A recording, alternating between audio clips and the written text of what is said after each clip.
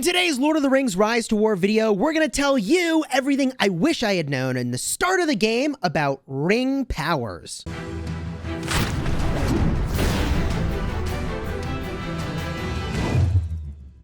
Hello my friends and welcome back, I'm Chisgule Gaming, and in today's video we're talking about the ring points and where you should apply them, giving you the advice that I wish I had had at the start of the game. And by the way, if you're interested in Lord of the Rings Rise to War videos, public service announcement, consider subscribing and throwing a like onto this video. So let's first talk about where you get ring points and how that even happens, and then where the heck you should put them. Now, the ring points, you can see over here, my level of ring is 38, and you level up your ring by gaining ring power. How do you do that? Well, to gain ring power, you've got to get territory, and different territories give you different amounts of ring power. That you can see on screen as like the blue fiery blob thing, and when you're accumulating it, it's down here on the left.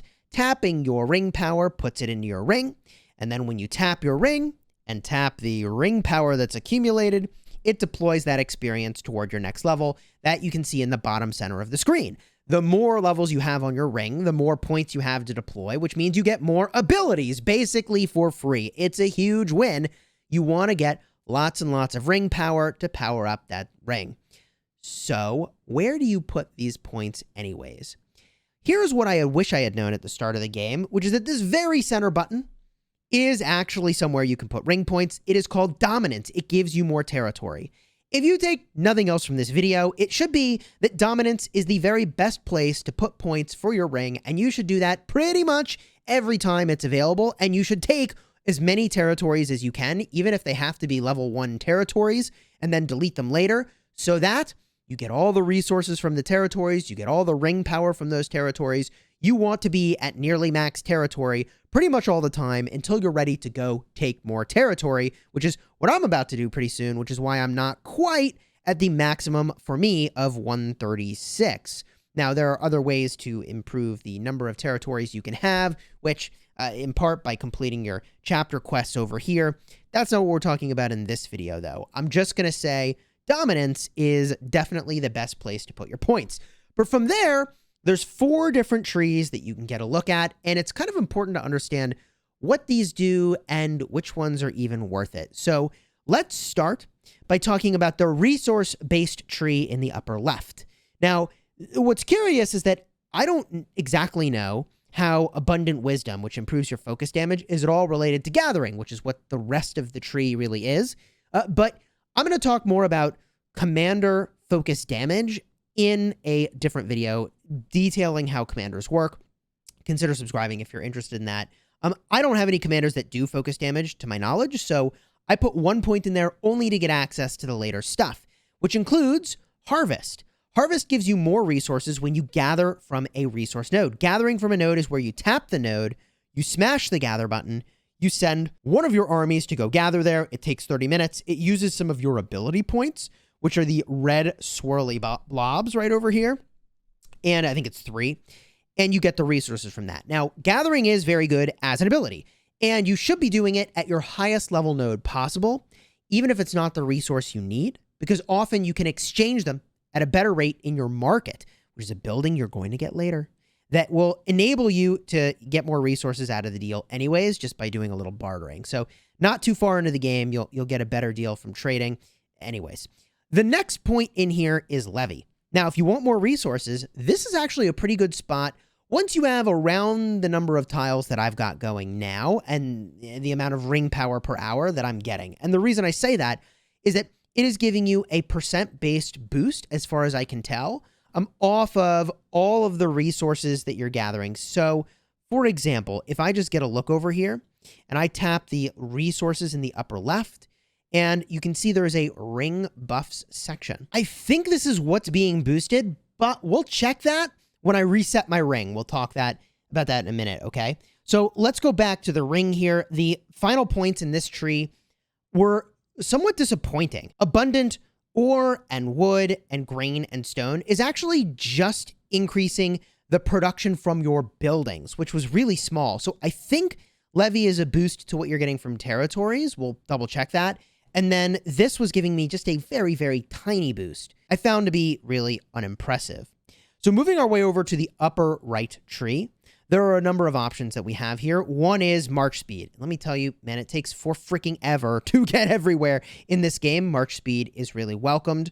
Reposition, I think, has to do with moving from one location to another on the map. Although if you know for sure, leave a comment down below. I don't think this is one of the most important points. In fact, for me, speed is not all that important right now. I don't need to get anywhere fast. I mean, it's a little difficult just sitting there watching the marches move around, but generally I'm not in that much of a hurry. I more want punch when I arrive. And stamina is going to increase the amount of stamina your commanders can have. So for example, if I make my way over to my commanders over here, the base level stamina for a commander is 120. My max stamina is 123, and that is because I have those ring points. This is advantageous if you want to do a lot of actions after you like wake up in the morning, for example, and you've been dormant for a while. That is something that lets you do more stuff after you've been dormant for a longer period of time. Control is something that I don't think new players should be looking at. That is increasing your maximum number of ability points over here. I feel like you should just spend them. And control is something that'll be valuable later on when you want to do an action that requires you to do long marches, but even that is only 10 per use. And I think that is where you're going somewhere far off of territory. So that is honestly, I don't think max ability points is all that important at the start of the game, nor do I think that fort durability or having more forts, well, not for your first few days. You're not going to need extra forts, okay?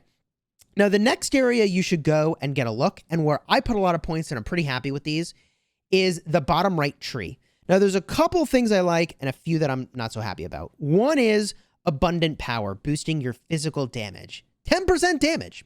I mean, my commanders do physical damage. 10% boost seems really good to me. I also really like 5% experience gain. Yes, I want more experience. Absolutely, we're in a race to level up our commanders. I'm in.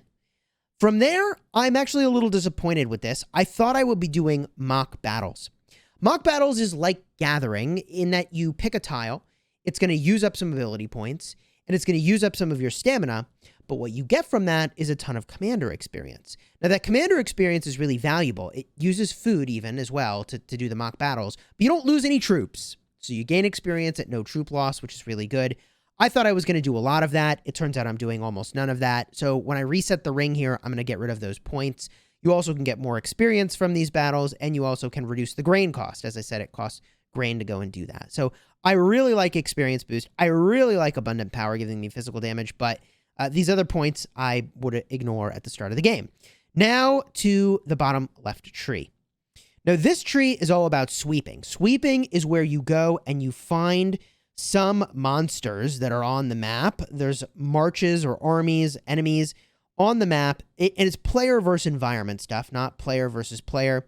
And it's remarkable because like everybody has killed these things, so I'm having a hard time even finding some to show you, but here's one. You could go and fight this if your territory was connected to it. And when you sweep, you basically are taking a fight where you're not getting territory, you're just fighting the boss.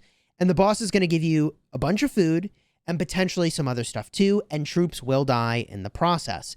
This is a good way to spend your energy or stamina on commanders and gain experience once you're at your max tile limit. Otherwise, you'd be using your troops to go and get tiles, in my opinion.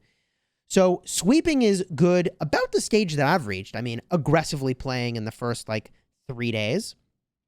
And let's get a look here at what these talents do. Commander speed is, I think, going to make it so that your commander attacks faster in combat, which I'm too early in the game to say how effective that is. It seems like it could be good.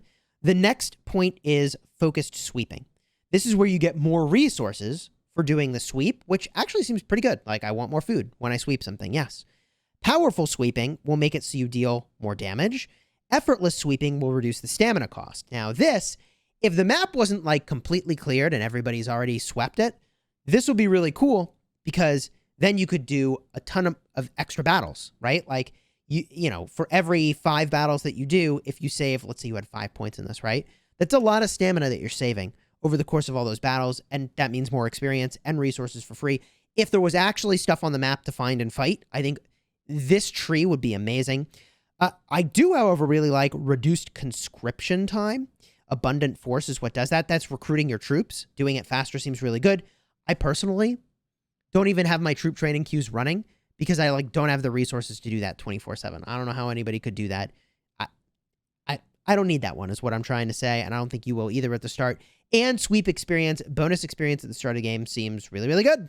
It seems really fantastic, except I just don't think there's all that much to be sweeping right now. So instead of getting all that extra experience from sweeping, I'm just getting 5% experience boosted all the time. So I'm going to do a reset now to show you how this works. I smash the reset button and I hit OK. Before I go, dominance is going to stay. Now that's because you have all these tiles. They can't let you reset that. Fortress is going to stay, as is control, stamina, and battle lines. Let me show you those. So control gives you max ability points. Once you pick that talent, you can't ever go back. Stamina, once you pick it, you can't ever go back. Fortress, improving your forter ability. Once you've chosen it, you cannot go back. So those points are going to stick there forever. I mean, not the end of the world. And battle lines is the other one that stays forever. Battle lines is over here. That gives you more forts, which I think is going to be relevant once you enter into the first week or even like your first 3 or 4 days of gameplay. That's going to start to be relevant, but we'll talk about forts in another video. So let's smash reset and see what happens here. Reset. Okay. Woo! So weirdly enough, it kept battle lines, it kept stamina, and it got rid of the prerequisites. That's so interesting because if you didn't want the prerequisites, you could just go in, put your points, and then reset them. I mean, like, you could put a bunch of points in battle lines and stamina and then just reset, and then, you know, you wouldn't. I guess it's only 2 points to unlock it. I guess it's only 2 points that I've saved. Take it easy, Chisgule. It's not that much value. So now let's go and we get a look over here, and you can see my ring buffs are giving me 0 resource production. So if I go back into this resource tree and I pick Abundant Wisdom, now that I've applied 1 point over there, does it do anything? Of course not. So let's go to Harvest. That also is not going to do anything. I'm going to prove that. And now I'm going to put my point into Levy, and we'll see exactly what we get. Boom, resource tribute. And there it is. This is giving me that 3% resource boost, which, I mean, that's not so bad. That's actually somewhere I would potentially dump more points into, because for me at this stage of the game, putting more things into that means, oh, and you can reset your ring. Okay, only once every 24 hours. Dude, if I don't know how much that cooldown period is and how long it's going to increase every time I do this, but if you could refresh every 24 hours, that does not seem so bad. I don't know if they'll add a gem cost to that or what, or there's a limited number of times per season, but okay, I'm okay with this so far. So from there, I really want to go back into getting bonus experience if I can swing it. So I really liked all the physical damage, and I really liked the bonus experience. I don't know, hard to argue with damage and experience gain, right? So I'm going to jam that out. I'm going to jam this experience gain. Love that. Really happy to have it. Okay. From here, where am I going? I think I might need more of these forts, and I actually can even upgrade it. Wow. Without even... That's so interesting. I can upgrade it, and I don't even have to be connected to it anymore. Is that really true? I'm tempted to just push the upgrade button and find out, but I've got 8 more points here. So where are those points going? I think I would really like to go in on Levy. Like, for me, at this moment in time, more resources just straight up means more troops, and more troops means I can do more things.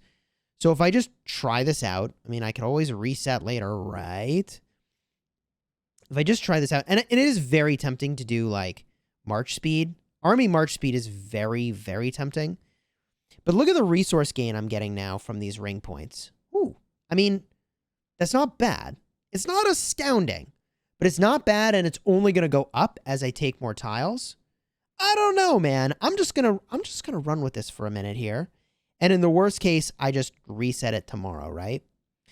So I put a couple more points over here, and boom. My levy is a little bit out of control. That may be a terrible idea, but I don't know, man. That's a pretty sizable amount of resources per hour. That's like 5,000 resources per hour that I'm getting there. I don't know. Maybe that's not worth the points, but for now, I need the troops, and I can't get the troops without resources and time. So I feel like that's going to work in my favor, especially as I get more territory. Other considerations I would have had here would be abundant alacrity for the march speed, but I just don't think marching faster is all that important. It could be that going into sweeping would be another really important thing to do, but there's like nothing to sweep. Like my map is mostly cleared. I get maybe 5 to 10 things I get to sweep in a day, and then it's all mostly just gone. But maybe that's new player problems. Hopefully you found this guide to be helpful. If you did, throw a like on here and consider subscribing, and definitely let me know, where are you putting your ring points? I think for me, this is a build I'll try out for 24 hours, and I'll let you know how it goes. If you're looking for more beginner guidance, check out my ultimate beginner guide. I'll have a card up in the top. That'll give you pretty much everything you need to know at the start of the game. Or if you're already a few days in and you think you know the beginning stuff, I'll have another card up in the top in that little info button for some of the common mistakes that people make. And trust me, you do not want to make these mistakes. I made some of them. And I mean, it turned out okay, but man, if you can avoid it, you definitely want to. Until next time, good luck and you have fun smashing your enemies.